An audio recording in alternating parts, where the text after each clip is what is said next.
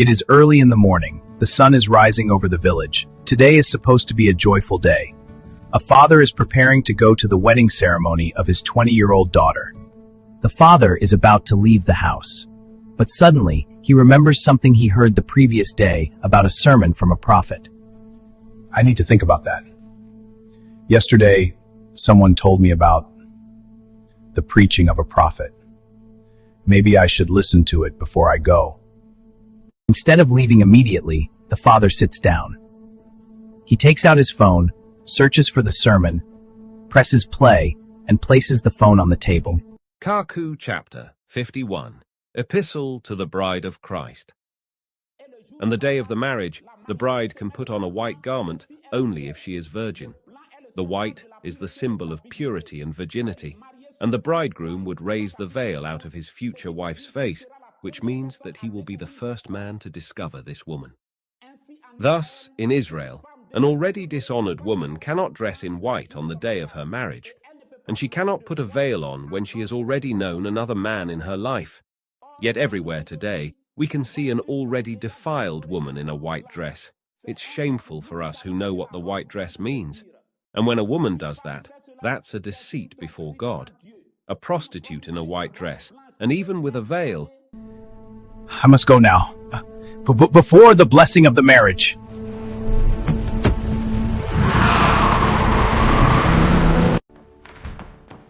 You are late.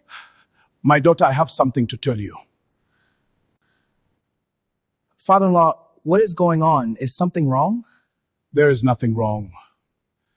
But there may need to be some adjustments in this marriage. What adjustments, Daddy? According to the commandment of God that I heard today, you are not supposed to wear a white dress. Why, Daddy? What do you mean? Today I listened to the sermon of a prophet called Kaku Philippe. In the sermon it said that a woman who is not a virgin must not wear a white dress at her wedding because it represents purity. You know very well that you already had a child together before your marriage. It would be a sin for you to marry wearing a white dress. The prophet said it is a sin for a woman who is not a virgin to wear white at her wedding. Even in our villages, the lobola for a woman who is not a virgin is not the same as the one who is a virgin. Why then is it difficult when we speak about God? I will not be part of this marriage anymore. The pastor turns and leaves the hall.